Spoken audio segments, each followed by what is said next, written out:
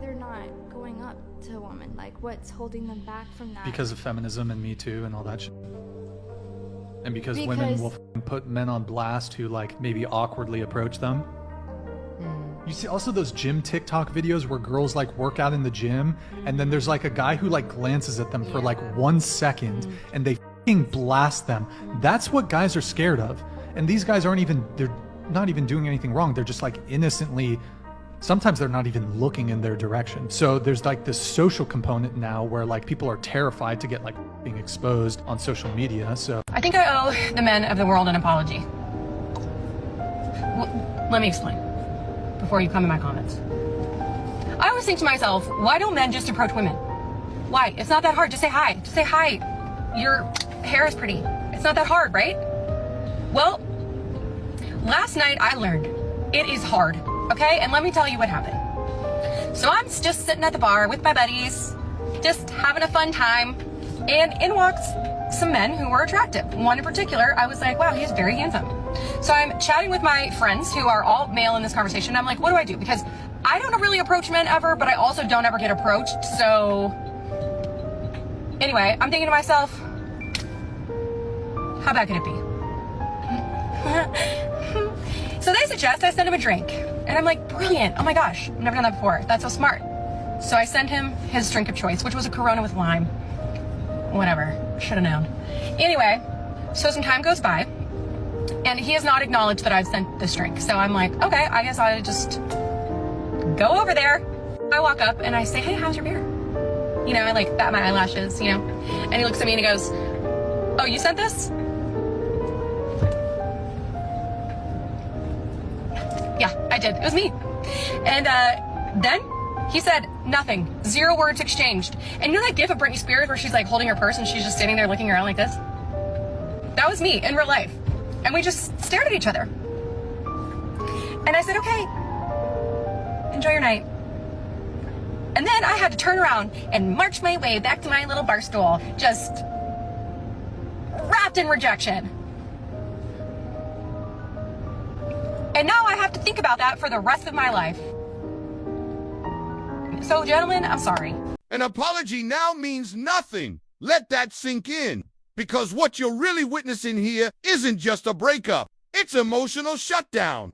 It's the moment a man goes from explaining himself to simply not caring anymore. Before we dive in, drop a comment. Are modern men more delusional, or is it the ladies? Hit like and subscribe so you don't miss what we expose next. Now, back to this. An apology now means nothing. That line hits hard because it exposes a brutal truth about timing. Apologies only work when there's still emotional access, when someone still feels something, when there's still a door slightly open. But when a man reaches the point where your words don't move him at all, that's not anger.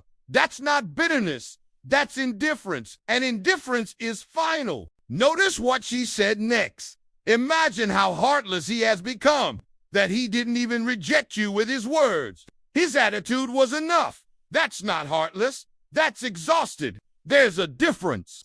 When a man stops arguing, stops defending himself, stops trying to explain why something hurt him, that usually means he's been ignored for a long time. He's repeated himself. He's tried to communicate. He's probably been called insecure, controlling, dramatic, all the usual labels. And at some point, he realizes talking changes nothing. So he withdraws. No shouting, no dramatic speech, no closure conversation, just energy shift.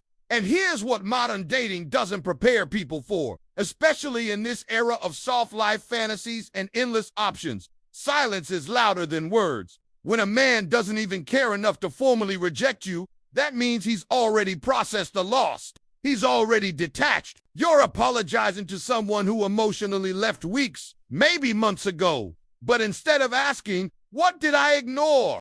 What signals did I dismiss? The instinct is to label him heartless, cold, changed. No, he adapted. There's a growing pattern in 2026. Men quietly checking out, not because they hate women, not because they can't handle relationships, but because repeated disrespect, double standards, and emotional one-sidedness train them to detach default text. Instead of arguing, You can't demand emotional vulnerability from someone while dismissing their boundaries at the same time. And when that contradiction stacks up long enough, you get this version of him. Calm, quiet, done, no speech necessary. His attitude was enough. What are modern women more upset about? Men being stingy with their money, not wanting to pay for dates, paying her bills, or that men don't want to marry the woman that he sleeps with. Biblically, that's his wife, right? I don't think the women are upset that men don't want to get married like they used to. It's that they can't get men to want to give them their money. Because they could keep the marriage as long as they get the money. But wait a minute. Weren't strong, independent women supposed to have their own money now? That was the whole narrative, right? I don't need a man. I make my own money. I pay my own bills. Independence, autonomy, freedom. So if that's true, why the outrage? Why the frustration when men start checking out of marriage and long-term commitment? See? This is where the contradiction starts to show. If you genuinely don't need men financially, emotionally, or structurally, then men stepping back shouldn't affect you. It shouldn't trigger anger. It shouldn't feel like a loss. But the reality is, a lot of the so-called independence was selective, independent, but still expecting provision, empowered, but still wanting traditional benefits, modern, but only when it advantages you. And now that more men are opting out of the old provider at all costs, model now that they're looking at divorce statistics, custody battles, financial risk, and asking, is this deal balanced? Suddenly there's panic. The scam some men are referring to isn't women working or earning. It's the expectation mismatch. It's being told you're not needed, but also you're still required to provide. It's being told masculinity is outdated, but being judged if you don't earn enough. It's being told women are equal partners, but expected to shoulder traditional burdens without traditional authority or appreciation. So when men say they're checking out, what they mean is this. They're refusing to play a role that only comes with responsibility and none of the respect. Now, does that apply to every woman? Of course not. But culturally, there's tension. Because independence was marketed as freedom from dependence, not freedom from consequences. And when the dating market shifts, when men start prioritizing peace over partnership, when they invest in careers, hobbies, friendships, instead of chasing approval, that changes the leverage dynamic. Some women are thriving in that environment. Others feel blindsided because the attention economy they relied on is thinning out. This isn't about hating women, and it's not about men being flawless. It's about incentives changing. If both sides claim independence, then both sides have to accept what happens when the other walks away. You can't celebrate not needing someone and then be furious when they believe you. I encourage any man to try to be in a relationship with a woman to where he's not solidified on his own first. It was no reason why the young man that I was dealing with at the time should have moved out on his own with a woman where he did not have certain things in alignment and in order, right? You need to have your finances together as a man. You need to have your foundation set for yourself as a man. You need to be building upon your purpose as a man. Like, you need to focus on you first. This is why I'm a strong advocate for men putting themselves first, because when you put yourself first as a man, everything else is going to follow suit. Had that young man put himself first and say, you know what? Let me go ahead, let me establish this, and then I can, have a strong... What boyfriend is he even your boyfriend? Feels like you're onto him forcefully. That line right there exposes a dynamic a lot of people don't want to admit, because sometimes it's not a relationship. It's a pursuit disguised as one.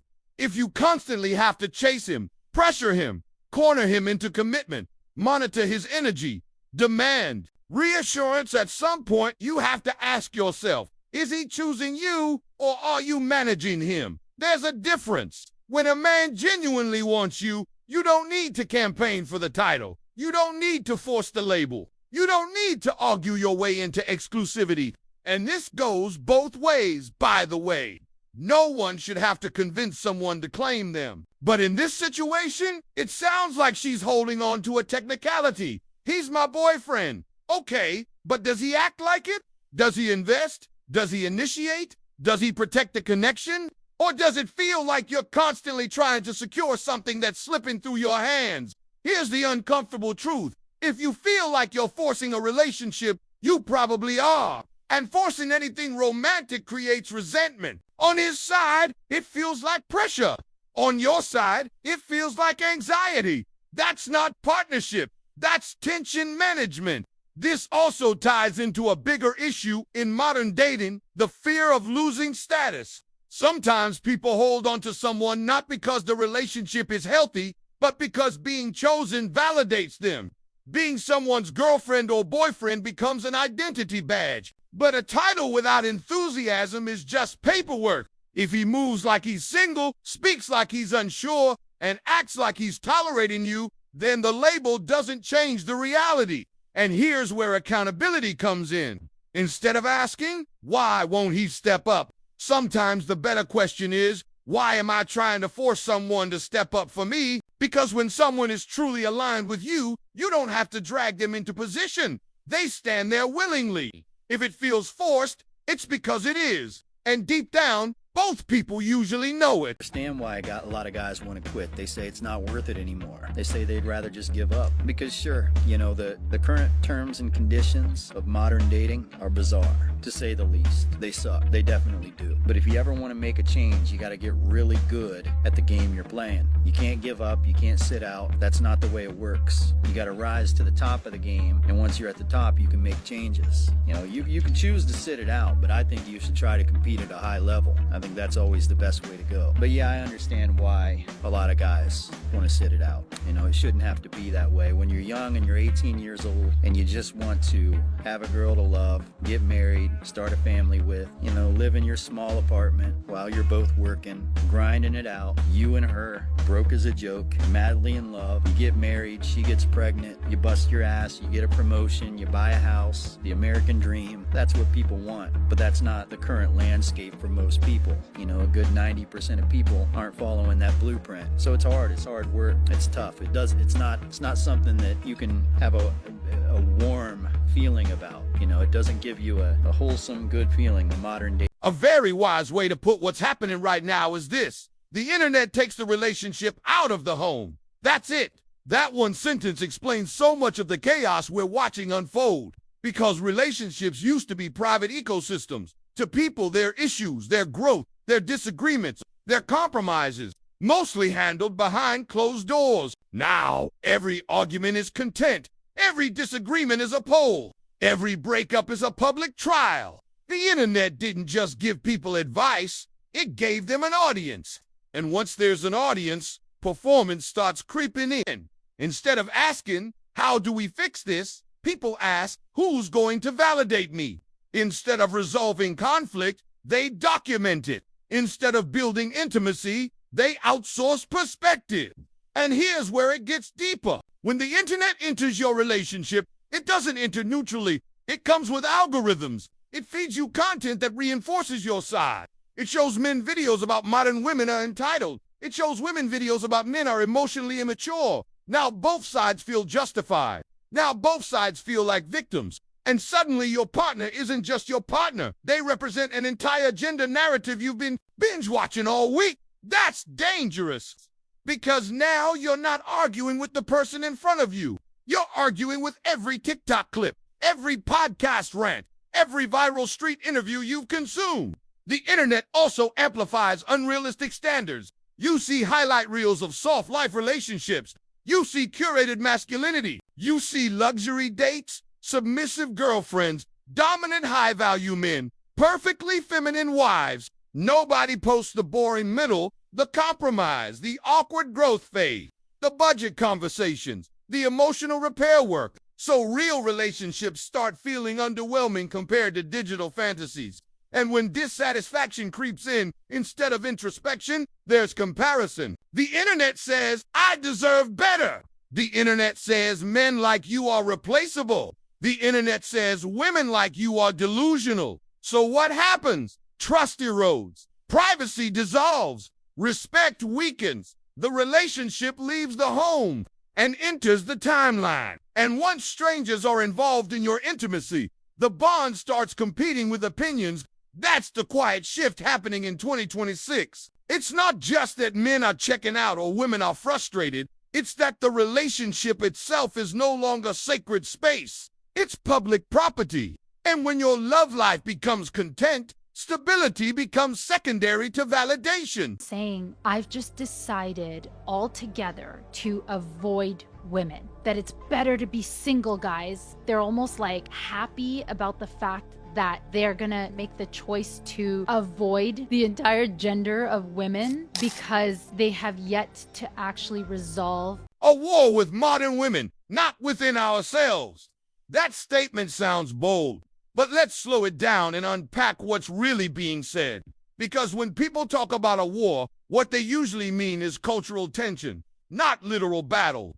And here's the interesting twist. It's the women who are at war with each other and can't settle with good men. Now that's a layered claim. What does at war with each other even mean in this context? It often shows up as competition disguised as empowerment. One side says, prioritize career, never lower your standards, secure the highest earning man possible. Another side says, be cooperative, choose peace over ego, build with a solid guy even if he's not flashy. And then there's social media amplifying both extremes. So instead of unity, you get conflicting advice loops. You've got podcasts pushing hyper-independence. You've got influencers pushing hypergamy. You've got others pushing traditional femininity. And all of it is packaged as the correct path.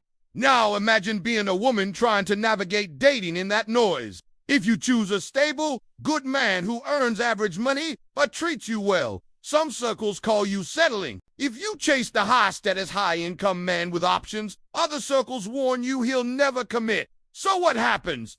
Internal conflict. Not necessarily hatred of men, but confusion about what strategy actually works long-term. And here's the part people avoid saying out loud.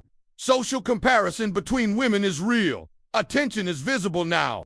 Likes, followers, lifestyle displays, everything is measurable. So, naturally, standards escalate. If your peer group appears to be dating higher-earning men, traveling more, receiving grand gestures, it quietly resets your baseline.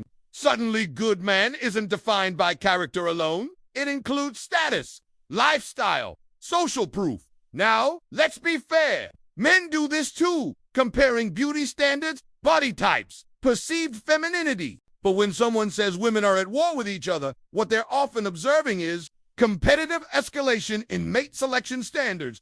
And that creates a squeeze. Because the pool of men who check every modern box, high income, emotionally available, physically attractive, socially respected, is statistically small. So the frustration grows. Some women feel like the men they want won't commit. Some men feel like they're invisible unless they hit elite status. That's not a gender war. That's a market imbalance. Now here's the key nuance. Can't settle with good men implies that choosing stability is losing. But in long-term relationship economics, stability is often the actual advantage. The real question isn't, are women at war with each other? It's, has modern dating culture inflated expectations faster than reality can sustain them?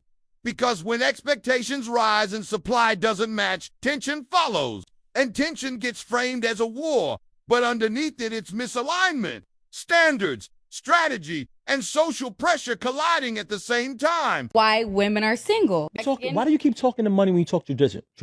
Because I'm telling you that that's how I am as a woman. So if I'm with a man, like, I'd rather be at home with the children, taking care of the home. Can you give me another while example? you're outside. Okay. Can you give me another example of tradition that is not based around finance? That's tradition. The woman role and the man role. The man is the provider. The woman is the but it's not always the one that cares for the home. But it's not always based around finance. There's some traditional things. I'm taking care of the children. I'm taking care of the house. That has nothing to do with finance. So you don't believe that in today's world that you can maintain doing both? I think that's unfair to the woman. You're already doing it.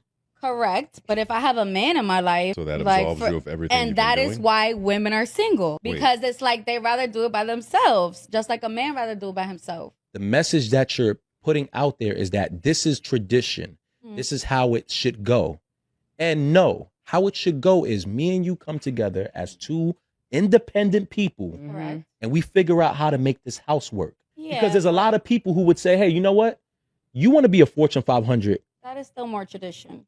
Like, that is a more traditional. If you go back, that's how it was. Women didn't have rights. Women couldn't work. Women couldn't do shit. But you got them today. Stay home. No, but that's what I mean when I say tradition, guys. Like, I mean, like, I'm talking about old age. I would have been better off in the old days, guys. Like, for real. Like, I would have been better off in the old days because I would have been a great mom at home, cooking, cleaning, and that's it. I would have been good. Like, I would have been good, for real. Threw me off. Like, I'm being honest. Like, I'm not for this time. Like, where's my camera again?